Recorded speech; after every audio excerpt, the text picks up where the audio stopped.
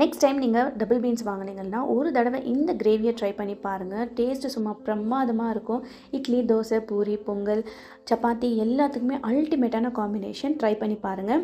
குக்கரில் 1 table spoon எண்ணெய், பட்டை, கருவேப்பிலை சேர்த்துக்கோங்க. 2 வெங்காயம் பொடியாக கட் பண்ணி சேர்த்து நல்லா வதக்கிக்கோங்க. இது கூடவே தேவையான அளவு உப்பு, இஞ்சி பூண்டு பேஸ்ட்டு சேர்த்து நல்லா வதக்குங்க. கலருக்கு காஷ்மீரி மிளகாய் தூளும், காரத்துக்கு குழம்பு மிளகாய் தூள் 2 டேபிள் ஸ்பூன் நான் சேர்த்துருக்கேன். சேர்த்து நல்லா கலந்துட்டு டபுள் பீன்ஸ் நான் சேர்த்துக்கிறேன். இது வந்து ஒரு 1/4 கிலோ அளவுக்கு இருக்கும். கூடவே 2 உருளைக்கிழங்கு வந்து நான் கட் பண்ணி சேர்த்துக்கிறேன். எல்லாத்தையும் நல்லா கலந்துட்டு 3 தக்காளியை ஃபைன் பேஸ்ட்டாக அரைச்சி சேர்த்துக்கிறேன். இது கூடவே மஞ்சள் பொடி கொஞ்சமாக சேர்த்துட்டு இது எல்லாத்தையுமே வந்து பேஸ்ட்டாக அரைச்சி நம்ம சேர்க்க போகிறோம்.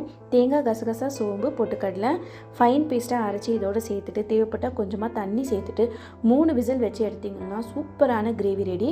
ஃபைனலாக வந்து கொத்தமல்லி தூவி இறக்கி பாருங்கள், அட்டகாசமாக இருக்கும்.